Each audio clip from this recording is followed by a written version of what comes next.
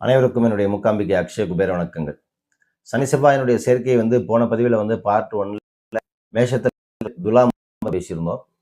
இது 2ல பார்த்தீங்கன்னா செவ்வாயினுடைய சேர்க்கை துலாம்ல இருந்து மீனம் வரைக்கும் இருக்கக்கூடிய பாவங்களை பத்தி நான் சொல்றேன். ஏற்கனவே நம்ம பத்தி சில விஷயங்கள் எப்பயுமே பார்த்தீங்கன்னா விதிக்காரகன் சனிங்கிறது கர்ம. ஸோ கர்மமும் விதியும் சேர்ந்து எந்த பாவத்தில் உங்க ஜாதகத்தில் அமர்ந்திருக்கிறதோ அதை சார்ந்த பலன்களை அடைவதில் போராட்டம், சிக்கல், தடை, தாமதங்களை ஏற்படுத்தி கொடுப்பது இதனுடைய அமைப்பு. ஸோ அதில் அந்த எந்த வீட்டில் அமைஞ்சிருக்கோ அந்த வீட்டில் இருக்கக்கூடிய ஓனர், அதிபதி, ஓனர்னு சொல்லலாம். அப்படி சொன்னால் உங்களுக்கு புரியும். ஸோ அந்த நாதன் ஆட்சி பெற்றோ வலுத்தோ இல்லை சுப கிரகங்களுடைய பார்வை பெற்றிருந்தது அப்படின்னா கண்டிப்பாக இந்த சனி செவ்வாயினுடைய சேர்க்கையை அந்த அளவுக்கு பெருசாக ஒன்றும் பாதிக்காது. இதே சனியோ இல்லை செவ்வாயோ யோகாதிபதியாக இருந்து தசாபுக்தி நடக்கக்கூடிய காலகட்டங்களில் நல்ல ஸ்தானத்தில் அமர்ந்து சுபகிரகங்களுடைய பார்வை பெற்றுச்சு அப்படின்னா கண்டிப்பாக இந்த சனி செவ்வாயினுடைய சேர்க்கை பெரிய லெவலில் உங்களுக்கு மாற்றத்தை ஏற்படுத்தி கொடுக்கும். அதாவது ரெண்டுமே பண்ணும் சனி செவ்வாயினுடைய சேர்க்கை. நான் ஏற்கனவே சொன்ன மாதிரி தான், போராடி ஜெயிக்கிறதும் சனி செவ்வாய் தான். ஒரு பெரிய லெவலில் போராடி ஜெயித்து மிகப்பெரிய அளவுக்கு பார்த்தீங்கன்னா ஒரு ஒரு மாசை கிரியேட் பண்ணி உங்களுக்கு ஒரு பெரிய லீடராக உருவாக்கி கொடுக்கறதும் சனி செவ்வாய் தான். கர்மத்தை கொடுத்து பல கஷ்டங்களை அனுபவிக்க வைப்பதும் செவ்வாய் சனி தான். அதே அந்த கர்மத்தை அனுபவித்த பிறகு மிகப்பெரிய அளவுக்கு ஏற்றத்தை கொடுப்பதும் சனி செவ்வாய் தான். யாரை நம்ப வேண்டும், யாரை நம்பக்கூடாது அப்படிங்கிறது தெரியாம உள்ள போய் மாட்டிக்கிட்டு கஷ்டத்தை அனுபவிக்கிறதும் சனி செவ்வாய் தான். அதுக்கப்புறம் புத்தி தெளிந்ததுக்கு அப்புறம் வாழ்க்கை இப்படித்தான் கொண்டு போகணுங்கிற வித்தையை சொல்லிக் கொடுப்பதும் சனி செவ்வாய் தான். இப்படி சனி செவ்வாயை பத்தி பல விஷயங்களை பேசலாம்.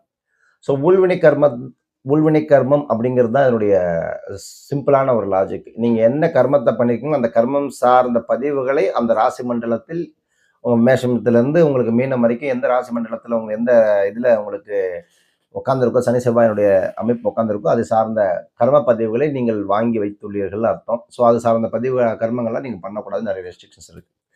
ஸோ இதே உங்களுக்கு விருச்சிகத்துல இப்போ இருக்குன்னு வச்சுக்கோங்களேன் சனி செவ்வாயினுடைய சேர்க்கை. இப்போ விருச்சிகத்துல சனி செவ்வாயினுடைய சேர்க்கை இருந்துச்சு அப்படின்னா அதுல அனுஷமும் ஒன்று நட்சத்திரமும் ஒன்று இருக்கு. பொதுவாக அதுக்கு செவ்வாய் ஆட்சியா இருந்துச்சு அப்படின்னா உங்களுக்கு தொந்தரவுகள் பெருசா இருக்காது. ஆனால் சுபகிரகங்களுடைய பார்வை பெற்றிருந்துச்சா இன்னும் நல்ல யோகத்தை கொடுக்கும். பொதுவாக சனி செவ்வாயினுடைய சேர்க்கை பார்த்தீங்கன்னா காலபுருஷனுக்கு இது 8ஆம் வீடா வரும். உங்களுக்கு பார்த்தீங்கன்னா இந்த ராசிமண்டலத்தில் இருக்கும் பொழுது என்ன ஆகும் அப்படின்னு கேட்டீங்கன்னா கண்டிப்பா நீங்க ஜாக்கிரதையாக இருக்க வேண்டியது ஒரு ஜலராசியாக இருக்கிறது. இதுல ராகுகேதுனுடைய அமைப்பு உச்சமாக இருக்கு, சந்திரன் நீசமாகிறார். அதே போல இந்த அமைப்புல 8ஆம் பாவத்தில் சனி செவ்வாயினுடைய சேர்க்கை இருந்துச்சு அப்படின்னா கண்டிப்பா வண்டி வாகனம் சம்பந்தப்பட்ட விஷயங்கள் ரொம்ப ஜாக்கிரதையா இருக்கணும். அடுத்தவர்களை நம்புவதில் ரொம்ப ஜாக்கிரதையா இருக்கணும். அதே போல அடுத்தவர்களை நம்பி கையெழுத்து போடுறது, ஜாமீன் கையெழுத்து போடுறது, பணத்தை வாங்கி கொடுக்கறது, இந்த மாதிரி விஷயங்கள்லாம் ரொம்ப ஜாக்கிரதையா இருக்கணும்.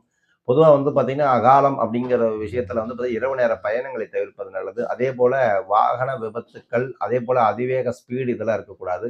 தண்ணி சம்பந்தப்பட்ட விஷயங்கள், நீர்நிலைகள் சம்பந்தப்பட்ட விஷயங்கள் ரொம்ப ஜாக்கிரதையா இருக்கணும். இது அவங்களுடைய ஜாதகத்தில் இருக்கக்கூடிய அமைப்பை பொறுத்தது. அடுத்து தனுசு லக்னத்துல தனுசு ராசிலேயோ இல்லை உங்களுக்கு சனி செவ்வாயினுடைய சேர்க்கை இருந்துச்சு அப்படின்னா இது ஒரு நெருப்பு ராசியாக சொல்லப்படக்கூடியது. இதுல சனி செவ்வாயினுடைய சேர்க்கை இருந்துச்சு அப்படின்னா என்ன, எப்பவுமே பொதுவாக குருவினுடைய ராசியில பாப கிரகங்கள் அமைந்திருந்தது அப்படின்னாவே சில விஷயங்கள் சொல்ல. இப்போ குரு சனி சேர்ந்துச்சு அப்படின்னாவே இது பித்ருதோஷம்னு சொல்லலாம்.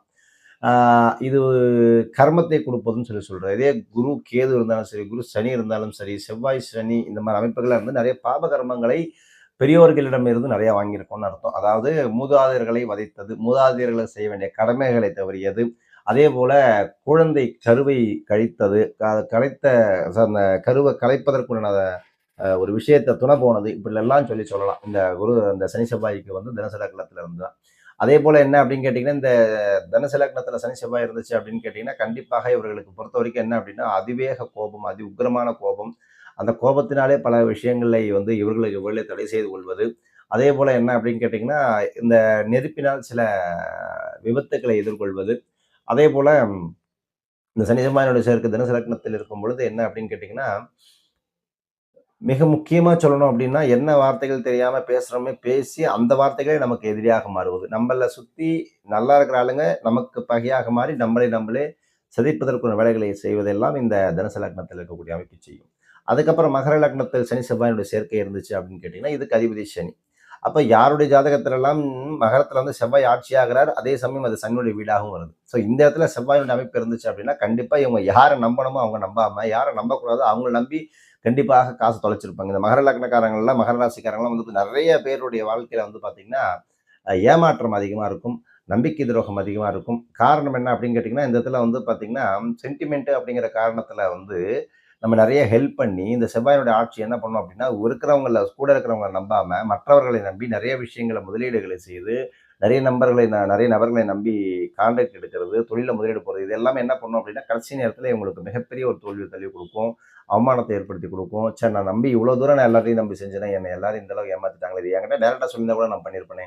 நான் எவ்வளோ பேருக்கு எவ்வளவோ பண்ணியிருக்கேன். இப்படியெல்லாம் சொல்லக்கூடிய வைப்பதெல்லாம் வந்து பார்த்தீங்கன்னா, இந்த இடத்துல அந்த சனி, செவ்வாயினுடைய அமைப்பு ஏற்படுத்திக் குடுக்கும். ஸோ இந்த மகர லக்னத்துக்கு சனி, செவ்வாயினுடைய சேர்க்கை, இது வந்து ஒரு காற்று ராசியாவும் இருக்கிறதுனாலயும், அதே மாரி இந்த ராசிக்காரர்கள் இதுல வந்து பூராடம், திருவோணம், அவிட்ட நட்சத்திரம் இருக்கிறதுனாலயும், இதுல இருக்கக்கூடிய ராசிக்காரர்கள் எல்லாமே என்ன அப்படின்னு கேட்டா, மகரத்துல யாருக்கெல்லாம் சனி, செவ்வாய் இருக்கோ கண்டிப்பாக பாருங்க, அவங்க ஏதாவது ஒரு வகையில விபத்த சந்திக்கணும் அப்படின்னு ஒரு அமைப்பு வரும். ஏன்னா, இதுல வந்து அவிட்ட நட்சத்திரமும் இருக்கிறதுனால, எப்பல்லாம் அவிட்ட நட்சத்திரத்துக்கு சனி டிராவல் ஆகுதோ, அந்த இடத்துலலாம் வந்து பார்த்தீங்கன்னா, அவங்களுக்கு அந்த சனியும் அல்லது செவ்வாயுமோ நல்ல ஸ்தானத்துல இருந்துச்சு, நல்ல சுபக்கிரகங்களுடைய பார்வை பெற்றிருந்தது அப்படின்னா, தப்பிச்சுப்பாங்க. சப்போஸ் பாதகத்துல இருந்துச்சு அப்படின்னா, பெரிய அளவுக்கு அடி, இழப்பு, ஆ மாந்திரீகம் சம்மந்தப்பட்ட விஷயங்கள்ல போய் மாட்டிக்கிறது, இது எல்லாமே கண்டிப்பா நடக்கும். ஸோ இதெல்லாம் மகர ராசிக்குண்டான அமைப்பா சொல்லப்படக்கூடியது. அதுக்கு அடுத்தது கும்பராசிக்காரர்கள், கும்ப லக்னமோ, கும்ப ராசியா இருந்தாலுமே, இதுல சனி, செவ்வாயினுடைய அமைப்பு இருந்துச்சு அப்படின்னா, இது வந்து ஒரு காற்று ராசியாக சொல்லப்படக்கூடியது. இறைவனுடைய ஆற்றலை கிரகிக்கக்கூடிய ராசி. இறைவன் பின்னாடி இருந்து வழிநடத்தக்கூடிய ஒரு ராசியாக சொல்லக்கூடிய அமைப்பு. இதுல பொறுத்தவரைக்கும் என்ன அப்படின்னு கேட்டீங்கன்னா, இந்த கும்பராசிக்காரர்களுக்கு சனி, செவ்வாயினுடைய அமைப்பு வந்துருச்சு அப்படின்னாவே நல்லா புரிஞ்சுக்கணும். ஸோ எப்பயுமே வந்து அறிவுபூர்வமா யோசிச்சு, நெறைய விஷயங்கள உள்ள அசை போட்டு, தன்னைத்தானே வந்து பார்த்தீங்கன்னா, மெருகேத்தி ஒரு அனுமானத்தின் மூலியமாக, யூகிப்பதன் மூலியமாக நெறைய விஷயங்கள வந்து இந்த கும்பராசிக்காரர்களுக்கு சனி, செவ்வாயினுடைய அமைப்பு இருந்துச்சு அப்படின்னா, கண்டிப்பாக வாயாலேயே நெறைய பிரச்சனைகளை சந்தித்துக் கொள்வது. நல்லது பண்றேன்ட்டு போய் பேசி நெறைய பிரச்சனைகளை தன்னைத்தானே தலையில் வாரிக் கொண்டு கொள்வது. ஆ அதேபோல கைடன்ஸ் பண்றேன், வழிகாட்டுறேன்னு சொல்லி இவங்களே போய் நெறைய இடத்துல போய் மாட்டிக்கிறது. இந்த கும்பம்னா வாய். அப்ப என்ன பண்ணும் அப்படின்னு கேட்டீங்கன்னா, நல்லது பண்றேங்கிற பேர்ல போய் நெறைய பேருக்கு வழிநடத்தும்போது, இந்த பாப கிரகங்கள் ஏதாவது ஒரு வகையில அந்த கர்மாவ ஆக்டிவேட் பண்ணி விட்டுரும்.